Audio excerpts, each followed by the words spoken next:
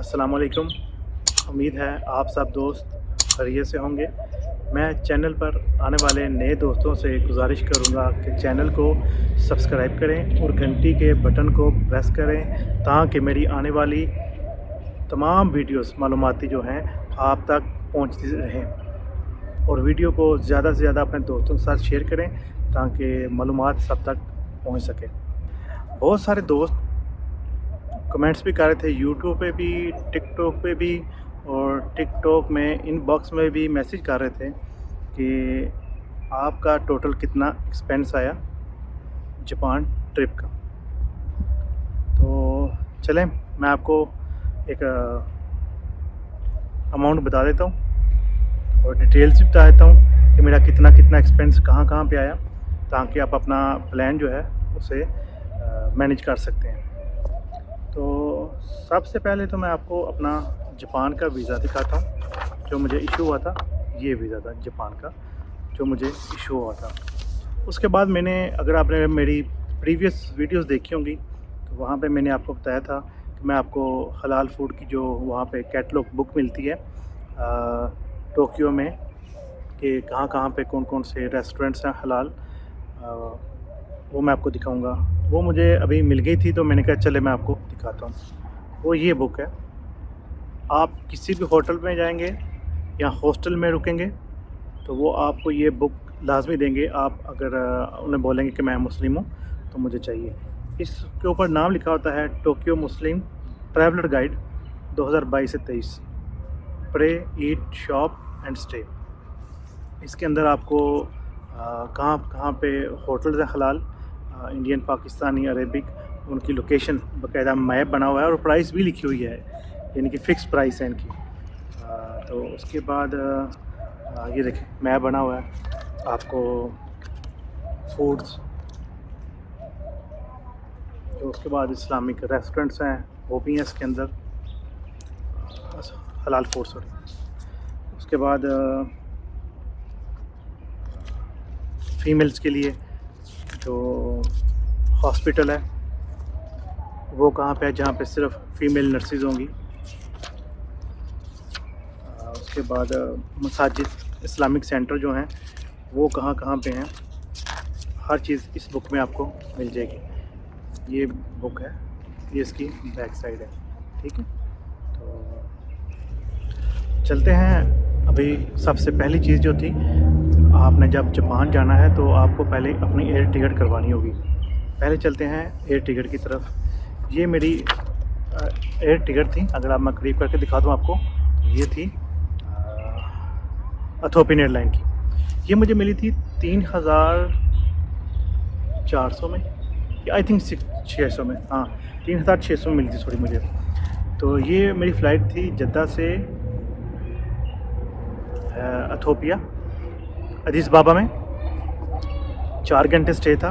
वहाँ से थी फिर साउथ कोरिया।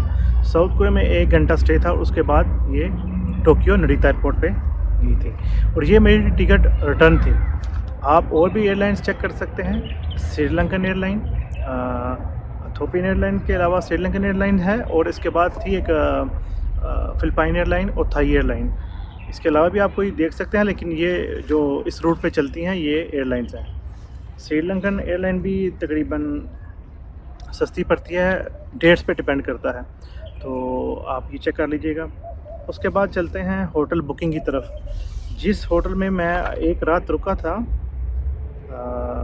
फर्स्ट रात जो मैं रुका था नरिता एयरपोर्ट के पास, क्योंकि मेरी फ़्लाइट रात को पहुंची थी, वो मुझे मिली थी 5490 येन।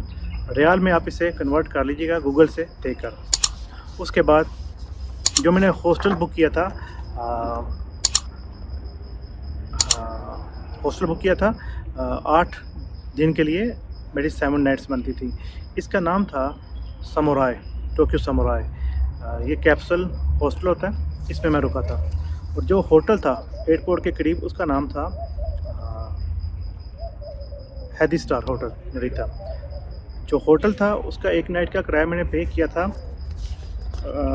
5490 येन। और जो मैंने 8 दिन का पे किया था हॉस्टल में, वो था 20,655 यन। आप इनका डिफरेंस देख सकते हैं कि हॉस्टल कितना चीप पड़ता है। तो डिपेंड करता है आपके बजट पे। मैं तो अपना बजट जो है वो महदूद रखता हूँ, क्योंकि मैं ट्रैवल करता रहता हूँ इसलिए। तो उसके बाद ये वो ट्रैवल प्लान था जो मैंने अपलोड किया था वीज़ा लेते वक्त भी, और जो मैंने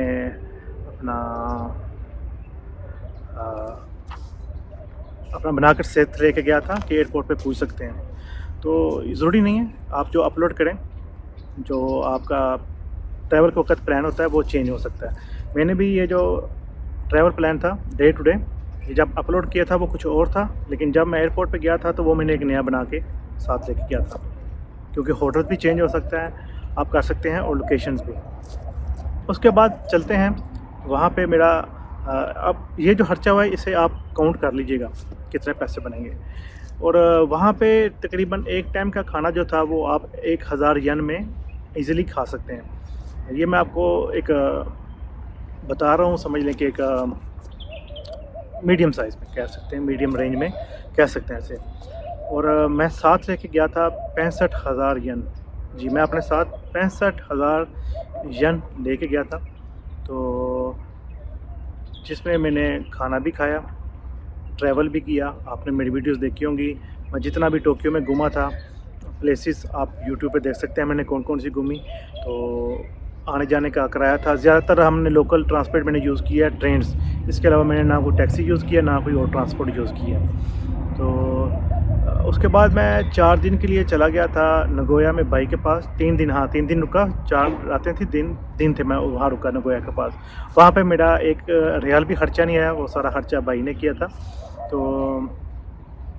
आप समझ लें कि 65,000 यन मैं साथ ले गया था, और जब मैं वापस आया तो मेरे पास 25,000 यन बाकी अभी हैं, यानी कि 40,000 यन मेरा खर्चा आया। आपने देखा है मुझे, मैंने ट्रैवल भी किया वहाँ पे, टोक्यो सारा घूमा जितना मैं घूम सकता था। मैंने वीडियोस बनाई, मैंने ट्रैवल भी वहाँ किया, लोकल ट्रांसपोर्ट यूज़ की, खाना भी खाया। और उसमें 40,000 यन में 11,000 यन वो भी है ऐड किया है मैंने, जो मैंने टोक्यो से नगोया में ट्रैवल किया था। वो बुलेट ट्रेन जो थी उसकी टिकट आई थी। अगर आप वो भी 11,000 निकाल दें तो आप मोटा मोटा हिसाब लगाएं तो 29,000 29,000 यन मेरा खर्चा आया। क्योंकि जब नगोया से मैं वापस टोक्यो आया था तो मुझे भाई ने टिकट करवा के दी थी ट्रेन की, तो वो भी मैं इसमें ऐड नहीं कर रहा। टोटल मेरा 40,000 यन खर्चा आ गया।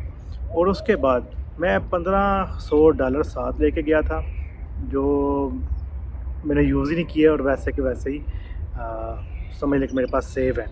तो ये वो कॉस्ट है जो मैं आपको बता रहा हूँ कि मेरा ख़र्चा है। आपका कम भी आ सकता है, ज़्यादा भी आ सकता है, ये डिपेंड करता है आपके प्लान पे और आपका कितना बजट है, आप कैसे इसे मेंटेन करेंगे। तो मैंने एक महदूद रेंज में रहते हुए अपना ये टूर कंप्लीट किया है। होगी अपने दोस्तों के साथ शेयर कीजिएगा, व्हाट्सएप ग्रुप्स के ज़रिए भी, और अपने दोस्तों के साथ वैसे भी इसका लिंक शेयर कर लीजिएगा। इंशाल्लाह उम्मीद है आपको वीडियो पसंद आई होगी। मिलते हैं एक नई वीडियो में, तब तक के लिए अल्लाह हाफ़िज़।